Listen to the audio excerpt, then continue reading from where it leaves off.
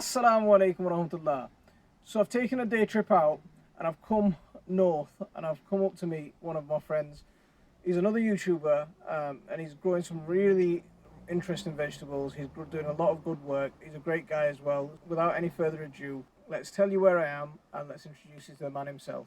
So here we go. Here it is. It's Dean from Dean's Lost the Plot. I've looked forward to you coming up for a little while now. I know we've had this plan for a little while, but it's nice to get you guys up here for a change rather than me coming down to yours. Oh, it's been absolutely lovely being up here. A great day out in Beamish, and now it's going to be topped off with a plot tour from you. Yeah, my plot. Now, pre-warning, this is the worst my plot's ever been in, but the plan and the idea behind it was that I was going to get building work done this year first, but I'll show you more anyways when we head into the plot. Come on then, let's head inside and have a look. So just at the top of my plot here, I've got a really long plot all the way down to right at the bottom of the fence is where the house is, because my plot's in the middle of a housing estate basically. How many metres is that? Oh, I couldn't even tell you. I would say probably about 100 metres to the bottom, I would say. What do you reckon? Something like that? Something like that. I mean, I don't think I could run it in 10 seconds like Usain Bolt, but it looks about 100 metres. So at the start of my plot, I've got orchard, which I've got 2 apple trees and a pear tree. I did used to have a cherry tree here, but it wasn't producing. And then for me, in my garden, if it doesn't produce, then there's no point in having it. It's just taking up space where something else could be put in its place. Okay. But also in here, this is where I have my spring flower show, basically. So in here, there's a mixture of tulips. There's glads in here coming up at the moment as well. I've got daffodils, I've got gladiola, I've got crocus. There's all sorts in here, all been planted in patterns from the trees. I've just left them from one plant, one tulip here, one tulip here, one tulip here. And over the past 4 years, they've multiplied. Mm-hmm. It's like really lazy gardening, but when it comes up, it's absolutely beautiful. So on the left-hand side here, this was the first polytunnel I ever made. Now, it's not a polytunnel now, because this year, I've made a change. Now, I grow giant veg and I grow shore vegetables. And to make things a little bit easier, I have netted this tunnel with just some scaffold netting. And this is now going to be my brassica tunnel. On the right-hand side here, I have my red giant cabbage. Now, some of them have not really come to the giant as I would expect, but it was an experiment. I've never done red giant cabbage before. The reason why I did the red giant cabbage this year as opposed to the green is because I lost the seed for the green giant cabbage. And then when it was too late, I found the seed. Oh, you're joking? No, so I'd had some of this red giant cabbage seed from a pack that I received from Graham Barrett, because he put like a seed exchange together. So if you put in seeds, you get like a big pack. I'm planning on taking this one to Malvern. I'm hoping that I get around about a 13 kilo cabbage. I've got it propped up at the minute because I need all of the leaves for the weight as well. But from my first attempt, I'm quite impressed with it. It's a very nice cabbage, is that? It's a nice cabbage itself. It's just that for what I'm looking for, it's not quite there for the show. But it is a nice cabbage.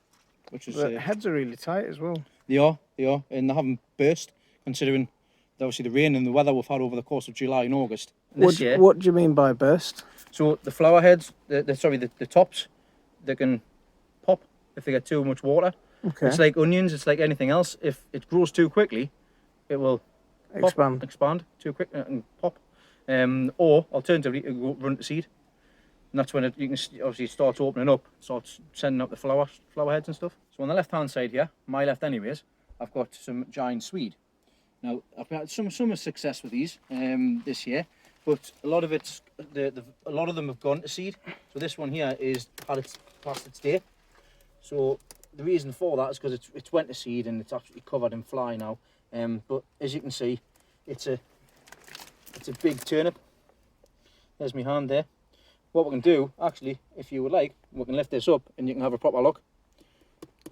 What sort of weight will that have?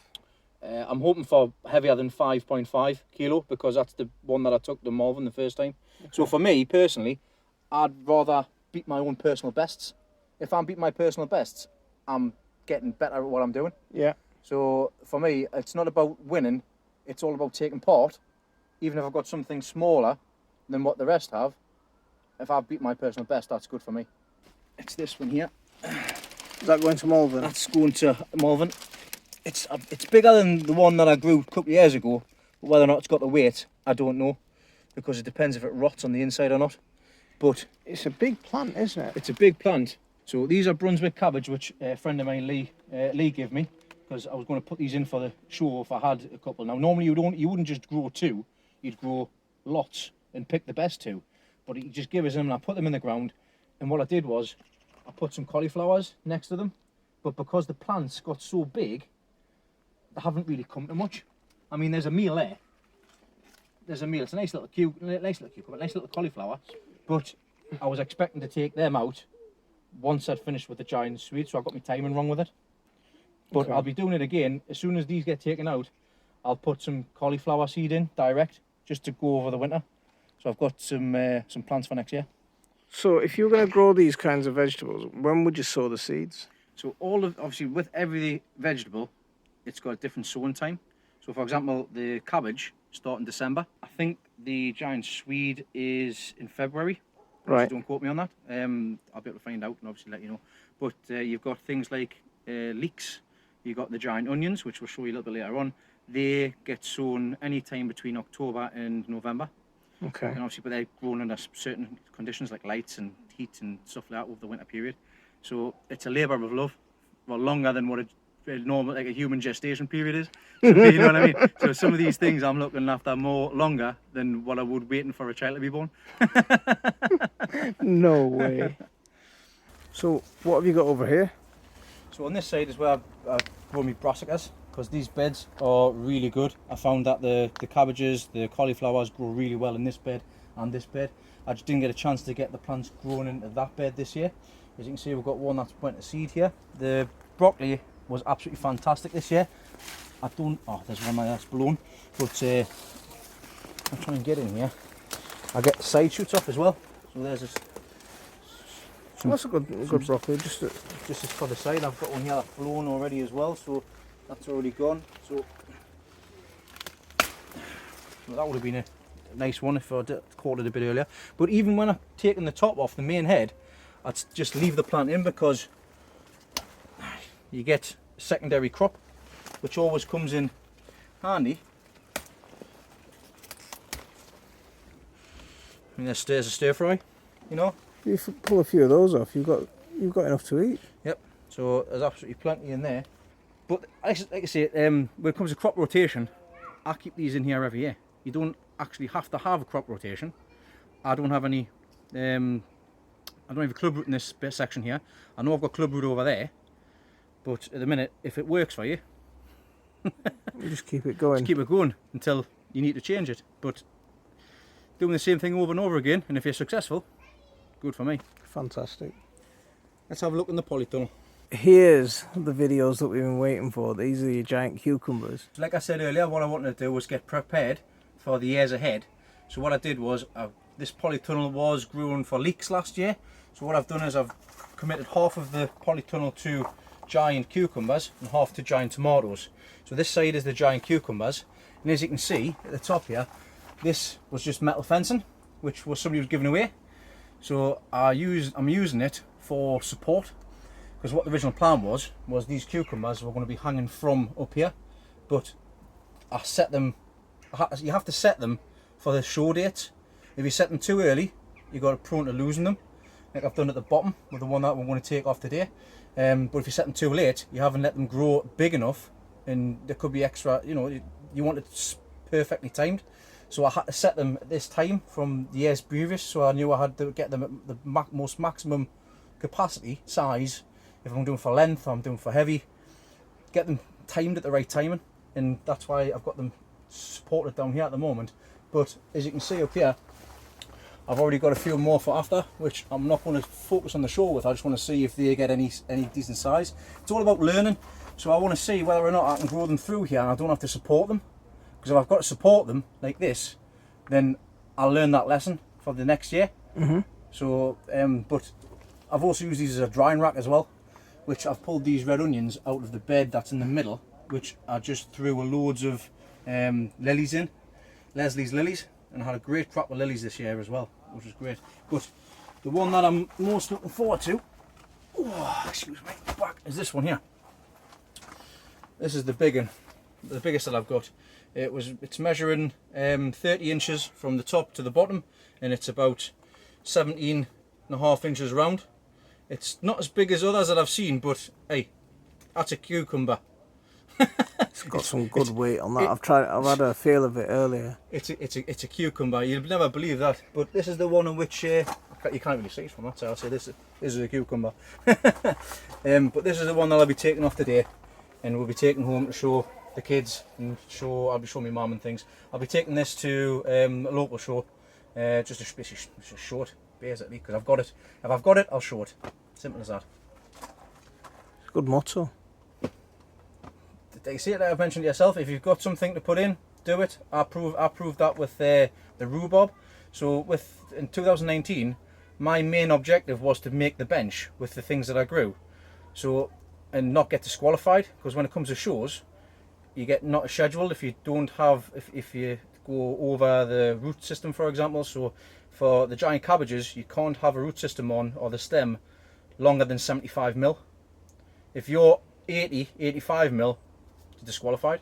All that growing, all that time, effort, because you didn't cut it short enough. So it's very stringent. It's very strict when it comes to stuff like that. So you've got to be careful. So I took it. What I did was I took rhubarb, and I wasn't expecting to get anywhere with them. Out of 14 people entering, I come third. Oh, that's fantastic. I didn't expect to make the bench, never mind make a place, and I just put them in, not knowing what I was doing. So it just goes to show, if you've got something, put it in. Now this side was going to be for giant tomatoes. I got the plants, got everything sorted, but when I look for giant tomatoes, what I look for is something called a mega bloom, and that's a fused flowers, like 5, 6, 7, 8 flowers fused together, which create the tomato, which is what's happened here. But what's happened here is I've got blossom end rot on this tomato, so obviously it's just rotted away. But I wanted to keep it on here to show you because I knew you're coming up. So this is the kind of, it should be much bigger than this, but obviously it died a lot earlier. But there's a one up at the top here which is just of a single plant, a single flower, sorry, but you can just see the size of it. They're absolutely massive. But sadly, I'm not getting any other mega blooms on any of these plants on this side. What variety of tomatoes are these? Big Zac. Okay. Big Zac and Mega Zac. Where'd you get the seeds from? Once again, the pack, and I've gotten them from other growers on Facebook. Okay. And through the giant veg community as well. Because no matter what they say, it's best to go and speak to the people that's actually growing these, because they will save their own seed. You don't get the seed from shops. Yeah. You get them from the people that's actually growing them, and that's where I've getting all of these seed from. Them cucumbers, I got the seed from Mark Baggs and Mel Spearman. They currently hold the UK record for the biggest marrow. And I got part of growing for show and for giants is getting the right seed to start with, because if you can't do it with a normal seed, it has to be in the genetics. And the rest of it's just care and love and nutrient, and obviously taking care of them, giving them what they need. These later on, the cucumbers for example, need potash like they would with any kind of fruit. Yeah. So it's just knowing what you're doing and giving the plant what it needs and when it needs it. So when would you apply potash to that? I would start maybe a good 2.5 months before the show. Once you start seeing fruit, give it little and often, and then give it more and more, but you don't want to burst it. And what sort of feed do you use? What potash feed do you use? I've actually got some just normal standard vegetable feed here at the moment, but Okay. I do top it up with a little bit of potash as well. This year wasn't about growing, it was about preparing for the years ahead. Yeah. Which, like, getting the bed sorted, so I know now I can get 5 in here. I've got these all lined up, so I've got the canes all put in, so the plants will lean forward, so that the tomatoes will not lean up against the plant. Yeah. Same with that side with the cucumbers that's growing up, then going across, which I'm going to extend this wire mesh over, because as you can see, it just continues growing through, growing across, so I can get this whole section covered. And at the top they're getting the light and they're getting their warmth as well. Tomatoes what I like to eat, so things like sweet millions, the cherry tomatoes. Yeah. These are sun gold, and I absolutely adore these sun gold. They're sweet as anything and they're lovely. And I've started growing the yellow ones as well, the other yellow ones which are golden sunrise. I've tried them for the first time this year.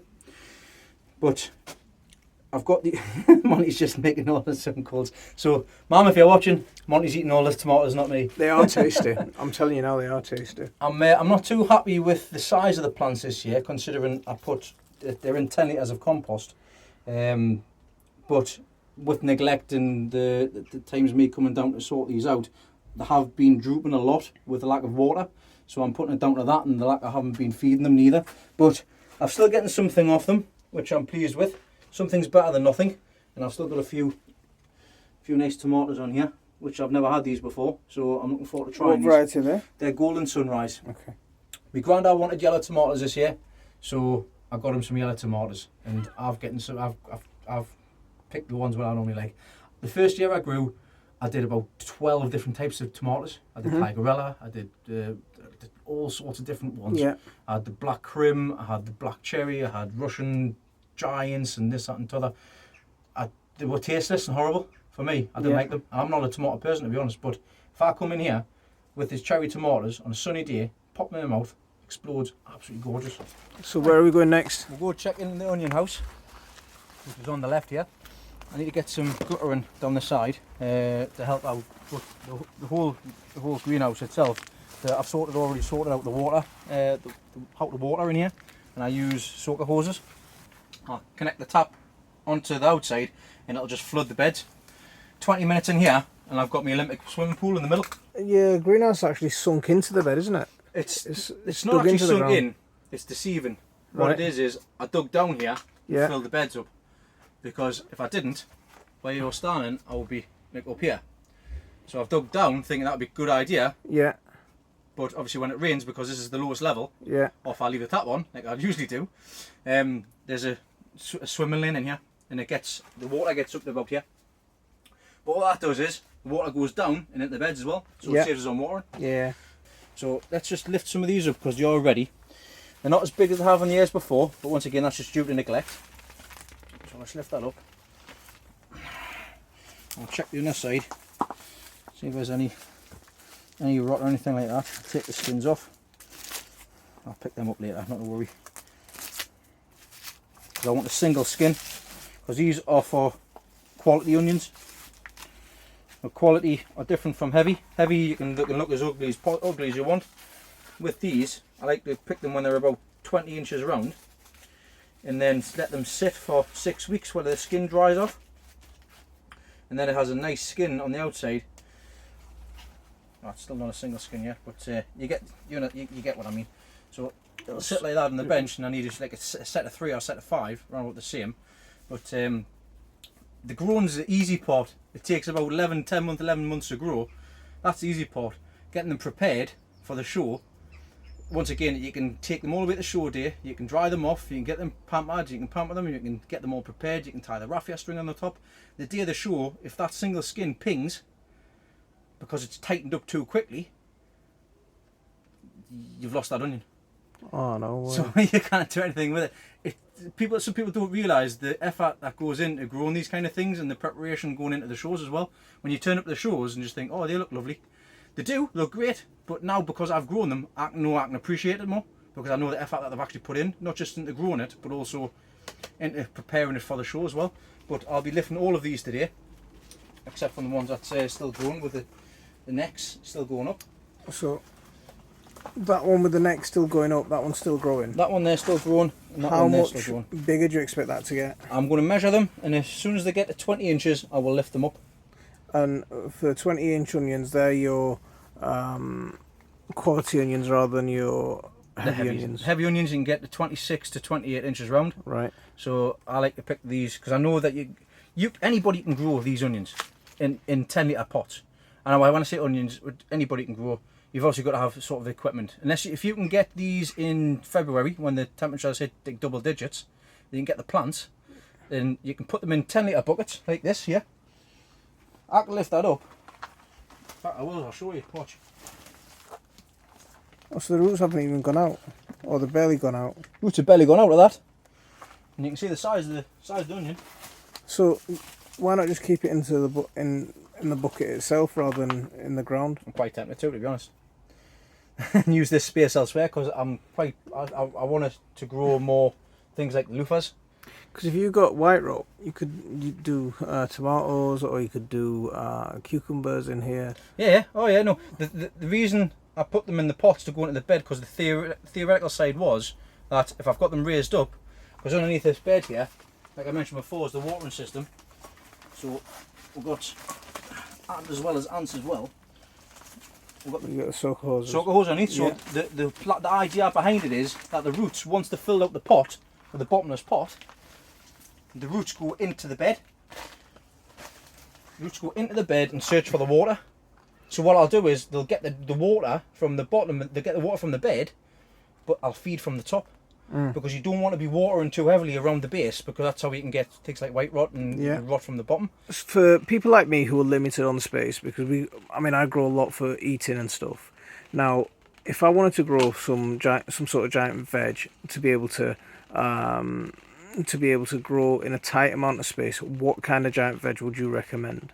So like I've shown, the cucumbers, you've seen the size of the plant. It doesn't really take a great deal of what normal cucumber would. It's just the size of the fruit itself. So that's a good stock, because like I say, I've not really done much with them ones. And once you start with them, it is you can get a good sized cucumber, and they do taste delicious as well. It's funny enough, just like a cucumber. But even with likes of onions here, which were obviously in here, I've already shown a couple of years ago that you can grow a 20-inch onion in a pot, a 10-litre pot. Just a flower pot like that. Once again, it is all about the start of the cycle with the onion. You have to have the right conditions and things like that as well. But you can grow them in pots like that, and then you can literally put the plants right next to each other, like that. It's limited space. They can have 4 in that section. I am contemplating growing them all in pots all the way down here, right next to each other. Just because obviously you can get much more in here for space. But for giants as well, potatoes, you can do giant potatoes in big buckets, 40-litre buckets, 50-litre buckets. You just have to remember to just focus on one potato, for example. Take the fertile around, take the little ones off, focus on one. Lots of little things you can do for limited space as well. I've really enjoyed coming down here and having a chat with you. I've been looking forward to this actually, and not just seeing your plot, but having a day out with you and just having a chill out. It's been a good session, mate. Listen, we always have a good laugh. We have a good laugh no matter what we do, whether we're helping other people out, whether I come down to yours. I'm pleased that you've been able to come up. I've looked forward to this since you said you could come up, since you got the car.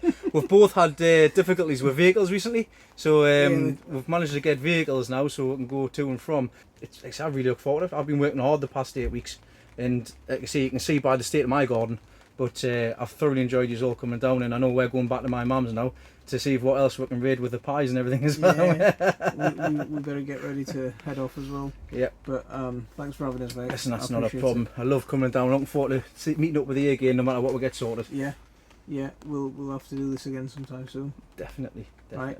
Okay, so this is Dean from Dean's Lost the Plot.